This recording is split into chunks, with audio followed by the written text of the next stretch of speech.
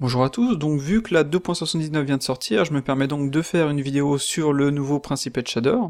Donc ce shader est un Uber shader, c'est-à-dire que c'est un shader qui vous permet de faire différents types de shaders, que ce soit du plastique, métallique, glace, SSS, carpent, etc. Donc c'est un shader qui vient de Disney, donc c'est le PXR Disney, donc comme on peut le voir ici. Donc c'est vraiment quelque chose qui a été fait par des pros et donc que des pros utilisent, et donc vous êtes sûr que si vous l'utilisez, vous allez avoir un résultat qui fonctionne. Et ça c'est plutôt cool, car quand on débute Blender, souvent on arrive, on se dit ah on va devoir créer nos shaders, et même un mec qui a de la bouteille entre guillemets, il se dit ah je dois devoir créer mon shader, mais est-ce que mon shader va être physiquement correct, et est-ce que mon shader va fonctionner dans toutes les situations? Et bien là avec ce shader-ci, ça va être le cas. Donc si vous voulez bien entendu approfondir votre connaissance sur les shaders, savoir à quoi sert le roughness, etc. Donc là je vous conseille fortement d'apprendre à créer vos shaders à la main. Et si vous êtes plutôt du genre dans un premier temps à vouloir faire une image, utiliser un shader qui fonctionne et finaliser votre image, eh bien ne vous embêtez plus à créer vos shaders, utilisez le Principate Shader. Donc ce shader n'est pas parfait, bien entendu, il ne peut pas tout faire, mais je dirais que dans 95% des cas, c'est amplement suffisant pour vous et pour la plupart des gens. Voilà.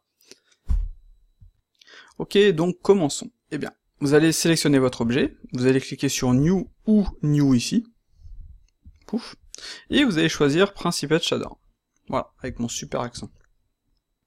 Ce que je vais faire, c'est que je vais élargir un petit peu histoire de voir les différents éléments, et on va zoomer un petit peu comme ceci. Je vais passer en mode rendu, et on va voir le résultat. Donc, comme vous pouvez le voir, j'ai un shader qui fonctionne, il n'est pas cramé ni rien, d'ailleurs mon éclairage n'est pas cramé, on peut le voir, hein, j'ai un diffus qui n'est pas super cramé, et j'ai une map HDRI avec une petite light à l'arrière, et donc j'ai quelque chose qui fonctionne on va dire. Donc, ici, vous avez Multiscatter GGX et GGX. La différence, c'est que le Multiscatter GGX, lui, est physiquement correct et énergie conservative. Ce que ça veut dire, c'est que il ne va pas vous renvoyer plus de lumière que vous lui avez envoyé, et donc vous allez avoir quelque chose de physiquement correct.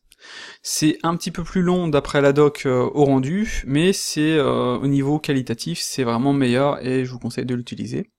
Et le GGX, lui, est entre guillemets un petit peu moins physiquement correct, et la différence c'est qu'il va vous permettre d'avoir une transmission roughness ici. Si par exemple je passe en transmission, vous allez pouvoir ajouter un roughness dans votre transmission tout en gardant votre réflexion, comment dire, vraiment nette. Voilà. C'est vraiment la différence entre les deux, et donc à vous d'utiliser celui que vous voulez. Si par exemple vous utilisez un shader qui n'est pas glossy par exemple, enfin glace je veux dire, eh bien vous pouvez utiliser le Multiscatter GGX. Voilà. Ensuite, vous avez le base color. Donc le base color, c'est tout simplement la couleur de votre modèle, comme ceci. Vous pouvez vraiment gérer votre couleur comme vous voulez. C'est aussi simple que ça. Vous avez ensuite le subsurface, mais ça je vais le montrer après. Vous avez le métallique ici. Si vous voulez faire un shader, vous voyez, vraiment métallique, vous pouvez jouer avec le roughness ici, pour faire vraiment votre effet métallique. Vous pouvez bien sûr jouer avec la valeur pour avoir un effet plus ou moins fort, en fonction du shader que vous voulez faire. Si par exemple là vous voyez j'ai fait un effet métallique, etc., j'ai ajouté un roughness, et que vous voulez faire un shader type carpent, vous pouvez jouer avec le clear coat, ici, pour ajouter, vous voyez, l'effet carpent, comme ça. Et donc là, en 2 secondes, on s'est fait un petit shader plutôt sympathique, où on va pouvoir changer la valeur pour vraiment avoir le résultat escompté. Clac. Voilà. Donc là, vous voyez, on a un petit effet sympa, comme ceci. Voilà, peut-être un petit peu plus de saturation. Voilà. Et donc là, on a un effet petit carpent, vraiment cool, physiquement correct, qui fonctionne très simplement. Et donc on voit tout l'intérêt des Uber shaders, c'est le gain de temps et d'énergie. Vous n'avez pas à réfléchir à ajouter X nodes, etc. pour faire votre shader, vous avez juste des sliders.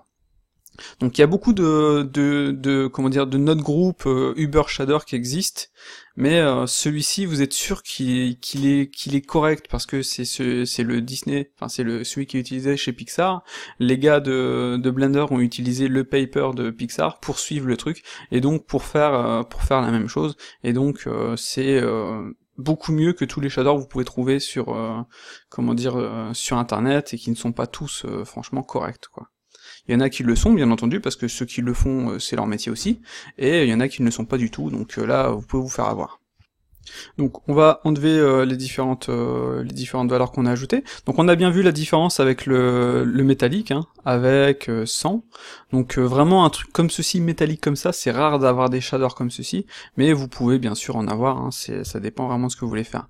Donc si je l'enlève, on a le spécular ici, plus vous le mettez fort, plus vous avez l'effet spécular, moins vous le mettez fort, moins vous avez l'effet spécular comme on peut le voir, et donc vous pouvez vraiment faire votre shader en fonction de ça, quoi. Si par exemple je veux ajouter un petit peu de SSS, là j'ai un truc sympa, eh bien j'ai juste à augmenter, j'ai mis la même couleur histoire d'avoir quelque chose de sympa, j'ai juste à augmenter l'effet SSS pour avoir un shader plastique, là par exemple il est un petit peu trop fort, pour avoir un shader plastique qui est plutôt sympa. Peut-être augmenter un petit peu le spécular, et ça nous donne ça. Donc je vais attendre un petit peu pour qu'il me calcule tout ça, parce qu'avec le SSS c'est un petit peu plus long quand même.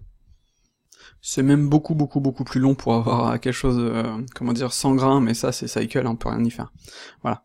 Mais comme on peut le voir, c'est plutôt sympa, c'est rapide à faire, vous ajoutez votre petit SSS, ça fonctionne, blablabla. Vous pouvez jouer sur le radius ici, par exemple si vous mettez votre SSS à 1, vous avez le radius, vous passez à votre radius à 5, vous allez avoir un effet SSS vraiment waxy, vous voyez, très transparent, enfin si on passe à 10, ça va être encore pire, vous voyez. Donc ça dépend vraiment de ce que vous voulez faire. Vous pouvez jouer avec votre spécular pour avoir un truc très waxy, mais très, comment dire, avec une bonne réflexion, etc., etc. Enfin bref, vous pouvez tout mixer, hein, c'est vraiment l'avantage de ce shader, et ça fonctionne plutôt bien, quoi. Donc je vais enlever le SSS, et donc comme on peut le voir, c'est plutôt facile à utiliser, hein, le SSS fonctionne, je trouve qu'il fonctionne même mieux que le shader SSS de base de Blender, et vous avez tout de suite quelque chose de sympathique, quoi. Donc ensuite vous avez ici le specular tint, et si vous l'augmentez, vous allez voir, comment dire, la couleur de votre, on le voit ici d'ailleurs, la couleur du spécular va prendre un petit peu la couleur de votre base color. Donc si je l'enlève, vous allez voir que ça va être plus blanc, vous voyez, là c'est un peu plus blanc, et si je le remets, ça va être beaucoup plus comme ça. Peut-être que si je fais du métallique, on va pouvoir voir mieux. Je l'enlève, non, sur métallique on va pas forcément voir la différence. Voilà. Enfin bref. Donc le specular tint, ça va ajouter la teinte de votre objet un petit peu dans dans la réflexion, pour avoir un truc moins blanc. Donc ça, c'est en fonction de ce que vous voulez faire, encore une fois. Donc le roughness, bah ça vous connaissez, hein. Vous pouvez même vous amuser à mettre un roughness à 1, ça vous fait un effet, vous voyez, velvet. Et ça, c'est plutôt si vous voulez faire du vêtement, etc., etc., quoi. Le specular tint, on va pouvoir le baisser. Donc je vais mettre un roughness comme ceci, par exemple. Et on a l'anisotropique ici, donc je vais essayer de trouver une valeur qui va me permettre de voir un petit peu l'anisotropique.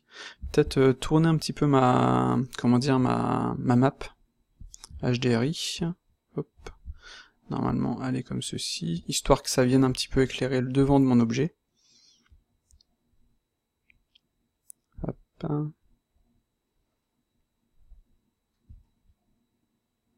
On va se remettre un petit peu comme ça devrait aller comme ça. Voilà. Et donc l'anisotropique, si on l'enlève, vous allez avoir ce résultat-ci, et si je le mets à 1, vous allez avoir, vous voyez là, la différence ici, comme ceci. Et ensuite, vous allez avoir l'anisotropique rotation, qui va vous permettre de la tourner. Donc d'ailleurs, on le voit ici, pour avoir un résultat différent. Bon, sur ce modèle-ci, c'est pas forcément le plus adapté, il aurait fallu que je mette une casserole, etc. Mais vous voyez, c'est aussi simple que ça, quoi. C'est vraiment en fonction de ce que vous allez vouloir faire. Voilà. Donc je vais enlever le métallique. Le sheen, c'est pour tout ce qui est tissu. Ça va, comment dire, vous rajouter ou enlever une petite partie de spécular, mais j'ai pas forcément vu j'ai testé plusieurs valeurs, mais j'avoue, j'ai pas forcément vu de résultats différents avec ou sans, quoi. C'est vraiment léger, quoi. Donc je vous conseille d'aller voir dans la doc, ça va vous expliquer à quoi ça sert. Il dit ça sert plus aux vêtements close, si j'augmente le spécular comme ceci, pour enfin bref, faudrait que je fasse un rendu et je finalise pour voir avant, après, etc., quoi. Mais j'ai pas forcément vu de différence, quoi. Avec ou sans, c'est vraiment light. Je vais vous montrer juste la doc. Donc là on le voit, hein, Sheen c'est vraiment pour les close, mais enfin voilà. Donc anisotropie, Sheen valeur de 1, 0,5, 0. Vous voyez, en gros, plus on va le monter, plus ça va étaler, diminuer le spécular tout simplement. Et la teinte, ça va récupérer un petit peu la couleur, quoi. C'est un peu comme le spécular teinte au final. Voilà. Donc c'est aussi simple que ça.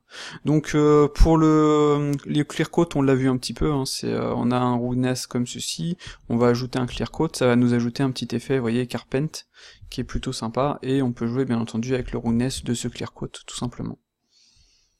Voilà. Donc là, il y a rien de... Ce shader est vraiment simple d'utilisation, il n'y a rien d'extraordinaire.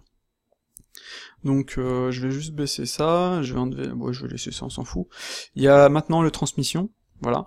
Donc transmission, si vous voulez faire comment dire, un liquide avec une couleur, bah c'est aussi simple que ça, hein. Vous mettez une couleur dans le base color, vous avez votre transmission à 1, et ça y est, c'est fait, quoi. Si par exemple je veux faire un truc un petit peu plus vert, vous voyez, comme ceci, eh bien c'est aussi simple que ça.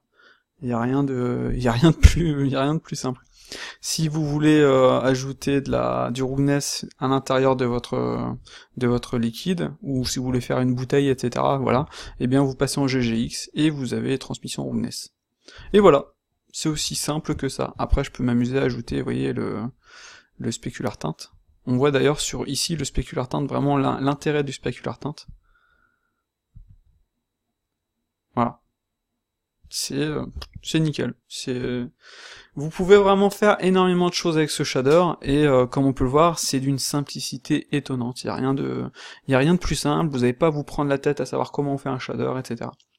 Bon, bien entendu, c'est mieux de savoir comment faire son shader, parce que on va savoir quelle valeur changer, etc., etc. Au niveau de l'IOR, je vais juste baisser un petit peu ceci. Donc vous avez l'IOR ici, si je passe à un IOR de 2, vous voyez, vous allez avoir un résultat différent au niveau de la transmission de votre, de votre liquide. Donc là, au niveau de l'IOR, il faut vraiment regarder en fonction du liquide, en fonction de la glace que vous utilisez, si vous utilisez du cristal, si vous utilisez de l'eau, enfin si vous voulez de l'eau, si vous voulez du verre, etc. Vous allez mettre un IOR différent. Voilà. C'est aussi simple. Je crois que l'eau c'est 1.28, un truc comme ça, avec une couleur sans saturation, et blanc, comme ça. Voilà. Là, on aurait, je pense, logiquement de l'eau, quoi. Alors que si on passe sur du cristal, ce serait un truc plus comme ceci. Voilà, plus du 2, je crois que c'est même du 2.2, je suis pas sûr. J'ai vu un add-on qui traînait et qui permettait d'avoir une liste des IOR dans le panel N du Node Editor. Voilà, ici.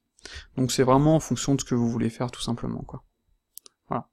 Et donc, voici, hein, y a rien de plus simple. Là, par exemple, ne jamais mettre des valeurs à 1. Jamais. Autant sur votre éclairage que sur vos shaders, ne jamais mettre des valeurs à 1. D'ailleurs, la valeur de base, elle est à 0,8 sur votre... si je remets à 0,8, pour avoir quelque chose qui ne sera pas cramé quoi qu'il arrive. Donc je crois que si je dis pas de conneries, c'est 0,8 en diffuse et 0,2 en spécular pour avoir quelque chose qui soit physiquement correct. Et là, vous voyez, ça fonctionne, quoi qu'il arrive. Et c'est aussi simple que ça, quoi. Après, je peux jouer un petit peu avec le roughness, je peux changer le hue de mon objet. Bon, par contre, il faut que je sois plus un truc comme ça. Yep. Voilà. Donc tiens, d'ailleurs, par rapport à ça, personnellement, j'aime beaucoup bosser en HSV, parce que c'est vraiment simple. Donc avec le H, vous allez pouvoir, vous voyez, tourner autour et choisir la valeur que vous voulez. Ça va faire la couleur que vous voulez, tout simplement. Le S, ce sera pour la saturation, vous voyez, et le V, ce sera pour la valeur. Moi, je trouve que c'est vraiment simple par rapport à ça, parce que ça vous permet vraiment de gérer, vos couleurs le plus simplement possible. Ne jamais mettre des couleurs, vous voyez, primaires comme ceci, ça marche pas du tout, c'est moche, c'est horrible.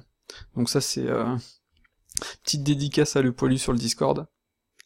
Et voilà, vous avez une quantité astronomique de couleurs différentes, et il faut vraiment trouver les bonnes couleurs, il faut vraiment trouver les bonnes valeurs pour vraiment avoir ce que vous voulez, et jouer avec les sliders pour vraiment aller sur celle que vous voulez, par exemple. Voilà, c'est vraiment fastoche comme ceci, et ça vous permet vraiment de faire ce que vous voulez, quoi. On va augmenter un petit peu la valeur. Mais ne jamais aller dans les extrêmes, jamais. Autant ne jamais aller dans le blanc, mais pareil, ne jamais aller dans le noir absolu, parce que le noir absolu, ça n'existe pas.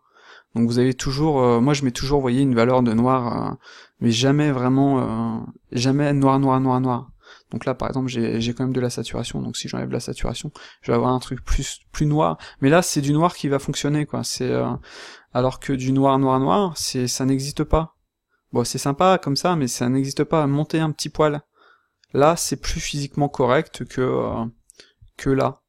Voilà, à 0. Pareil pour le 1. Là, le 1, vous allez cramer votre truc. D'ailleurs, on va passer en multiscatter. Et vous allez cramer votre truc, et c'est jamais bon. Faut jamais cramer le truc. D'ailleurs, c'est pour ça qu'il y en a qui bossent sur des scènes de look dev. D'ailleurs, je sais pas si je l'ai pas expliqué. Enfin oui, sur une version que j'ai fait de tuto avant de refaire cette version-ci. En gros, quand vous bossez sur vos shaders, vous allez le faire sur une scène de look dev. On appelle ça comme ça. C'est-à-dire, c'est une scène avec un éclairage neutre, qui ne soit pas cramé. Donc comme on peut le voir ici, on ajoute une map pour voir l'environnement, enfin un shader pour voir l'environnement un petit peu, ici un shader diffuse, et on va pouvoir, bon malheureusement sur Blender on peut pas avoir une pipette pour vérifier les valeurs, c'est ce qui est vraiment dommage quoi. Mais sur les autres softs on peut, et donc si on fait notre éclairage, si notre diffuse est cramé, eh bien ça veut dire que c'est pas bon. Une fois qu'on a fait notre éclairage correctement, eh bien on va pouvoir gérer nos shaders, et on va être sûr que ces shaders-ci ne vont pas cramer, enfin ne vont pas dépasser la valeur maximale, nécessaire pour rester dans le physiquement correct. Et donc en faisant comme ceci, ça vous permet en fait d'avoir un shader qui va fonctionner sous tout type d'éclairage différent, que ce soit de jour, de nuit, etc., etc. Et donc c'est vraiment comme ça qu'il faut fonctionner. Ne jamais faire un shader dans votre scène de rendu final, genre par exemple si vous faites une scène de nuit, eh bien, ne faites pas votre shader dans votre scène de nuit, faites-la dans une scène de look dev, que vous aurez enregistrée dans la M si vous voulez, ou même de base sur votre PC, et vous gérez votre shader, et si il est physiquement correct dans votre scène de look dev, il sera forcément physiquement correct dans votre scène de, de nuit, comme de jour, etc. Et en gros, il fonctionnera partout. Et ça, c'est vraiment, vraiment, vraiment important. Donc voilà. Donc on va continuer sur la partie texture par rapport à ça. Donc c'est un shader, on va dire PBR, donc Physical, oui c'est PBR, Physical Based Shading, enfin je sais même plus. Là je suis un peu perdu. Enfin, bref. En gros c'est un shader physiquement correct, et donc ça vous permet d'utiliser Substance Painter, et donc avec Painter ça va fonctionner. Donc ce que je vais faire c'est que je vais importer la pièce que j'ai fait sur le précédent tuto, et vous allez pouvoir voir ça. Donc là, comme on peut le voir, j'ai un shader que j'ai fait sur Substance Painter, qui utilise le Principled Shader, et qui a simplement, vous voyez, 4 maps. Donc Base Color, Metallic, Roughness et Normal Map. Et donc, ce shader-ci, comme j'ai pu l'expliquer dans mon précédent tuto avec Painter, ce shader-ci nous permet de plugger directement les maps PBR de Painter ou de Substance Designer. Et donc, ça vous permet de gagner un temps fou. Si par exemple, sur votre modèle, vous le faites sur Painter, eh bien, vous avez juste à plugger les maps. C'est tout, c'est aussi simple que ça. Et vous aurez exactement le même résultat. Et donc ça, c'est vraiment ce que l'on veut. Et y a rien de plus simple. C'est aussi simple que ça.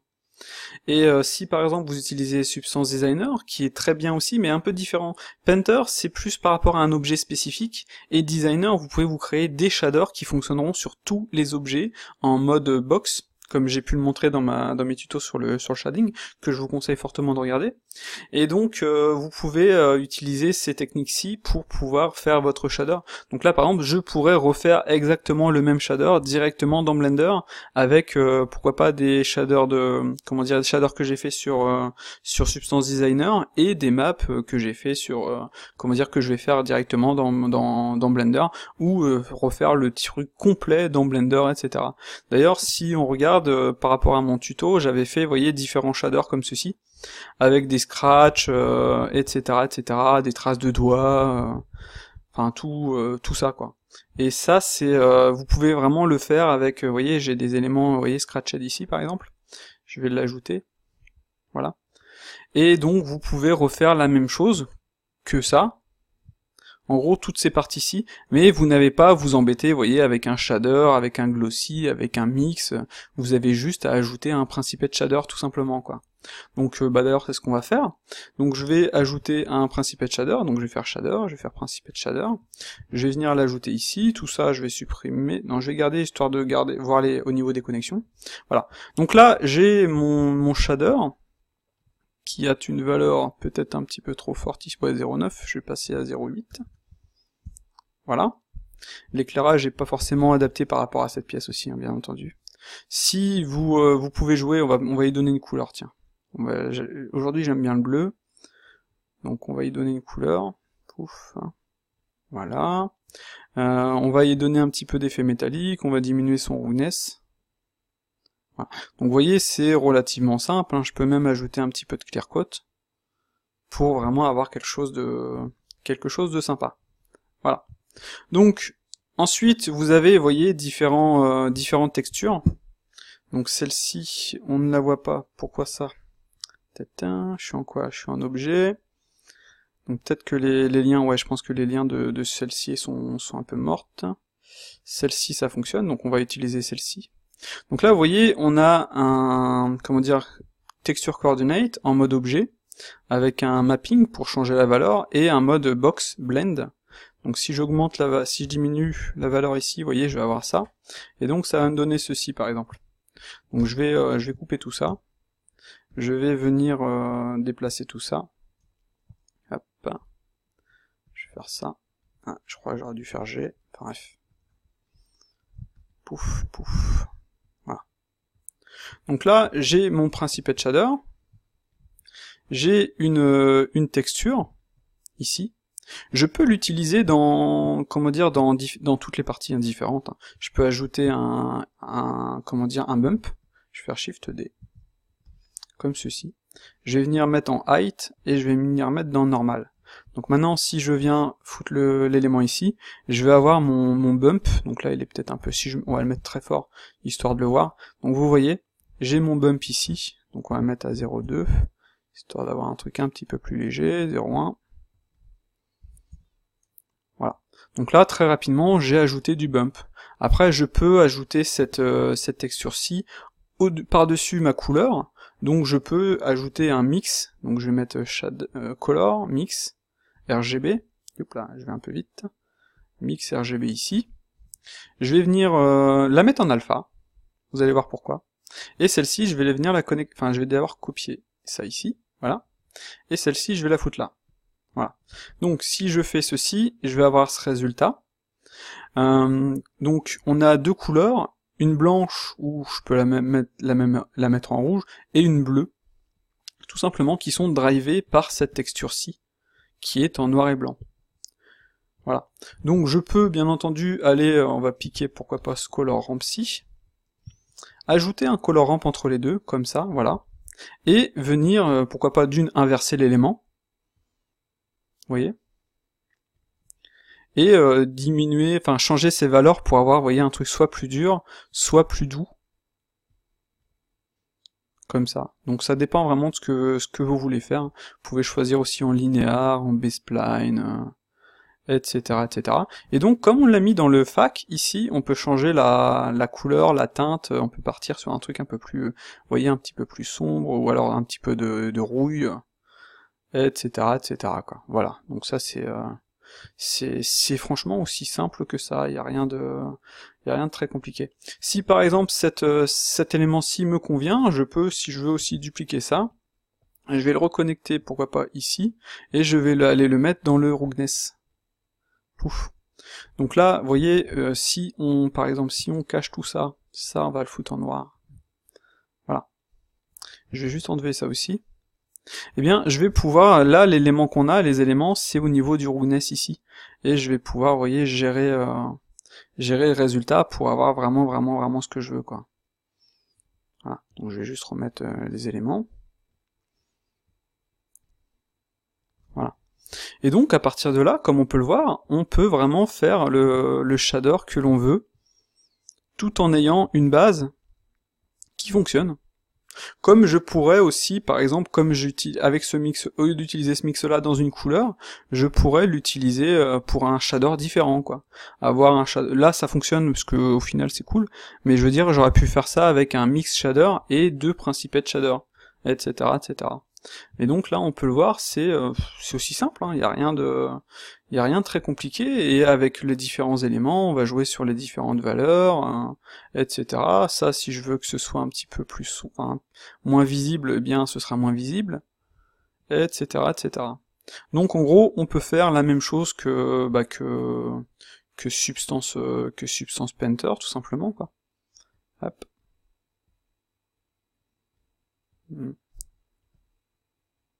Enfin, il faut trouver la bonne couleur, mais vous voyez le truc, quoi. Je vais repartir sur du bleu. Je suis très bleu aujourd'hui. Voilà, ici je vais augmenter un petit peu. Voilà, puis ici par exemple, si je veux un truc un peu moins, comment dire, plus réfléchissant, je vais diminuer. Vous voyez? En gros, au niveau du roughness, c'est blanc, c'est vraiment un roughness, d'ailleurs, on va le mettre comme ça. Là, c'est comme si c'était noir, et là, c'est comme si c'était blanc. Voilà, tout simplement. Donc, pouf. Et donc, à partir de là, vous pouvez faire votre shader, vous pouvez ajouter des maps différentes, faire des mix de maps, vraiment faire ce que vous voulez. Et c'est vraiment un des avantages de Blender avec le mode box, ce qu'on appelle un mode triplanar, ce qui veut dire que vous n'avez pas forcément besoin d'ajouter comment dire, vous n'avez pas forcément besoin d'ajouter des UV.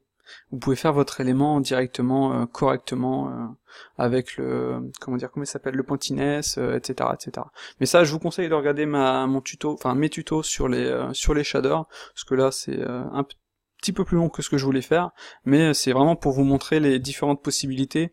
Vous pouvez vraiment utiliser le Principlet comme base, et ensuite ajouter des maps, que ce soit des maps sur Blender directement, pour faire un truc procédural qui fonctionne, ou des maps de Painter, ou des maps de Designer, et le point commun, ce sera celui-ci qui fonctionnera avec tout. Donc voilà. Donc j'espère que ce petit tuto vous aura plu. Comme on peut le voir, c'est relativement simple, hein. N'hésitez pas à l'utiliser si vous êtes débutant encore plus, parce que c'est vraiment fait pour. Bien entendu, si vous voulez aller plus loin, eh bien je vous conseille d'apprendre à faire vos shaders à la main. C'est très important de savoir ce que l'on fait, pour éviter des soucis, pour être sûr que ce que l'on fait soit bon, etc. Ça fait aussi gagner énormément de temps. Mais de base, ce petit shader, je pense qu'il fera vraiment la différence sur Blender, parce qu'il vous permet vraiment de simplifier la tâche, quoi. Quand vous arrivez sur Blender, vous avez plus à vous dire je vais créer mon shader à la main, je stresse, est-ce que ce que je vais faire ça va être bon, est-ce que ça ne va pas être bon, etc., etc. Eh bien là, vous êtes sûr que ce que vous allez utiliser, ça va être bon. Bon, bien sûr, il faut pas non plus faire des trucs, du métallique avec avec de la transmission, ça marche pas. Il faut réfléchir un petit peu. Au niveau des couleurs, il faut essayer de pas faire des couleurs vraiment trop flashy, trop cramées. Vous voyez, il faut trouver les bonnes couleurs, faut trouver les teintes qui vont ensemble, etc., etc. Bon, tout ça, c'est du boulot, hein, mais le shader, il vous aide franchement déjà très bien à gagner un max de temps et à vous concentrer sur la partie artistique plutôt que sur la partie technique. Et ça, c'est vraiment un plus. Donc voilà, donc merci encore une fois à tous nos amis qui me soutiennent sur Tipeee, merci à ceux qui achètent les add-ons, c'est vraiment sympa, merci à ceux qui nous suivent sur différents réseaux sociaux, sur Discord, sur YouTube, sur Twitter, etc., etc. Et je vais faire comme les autres youtubeurs, faites tourner, faites des pouces bleus, et je vous dis à la prochaine.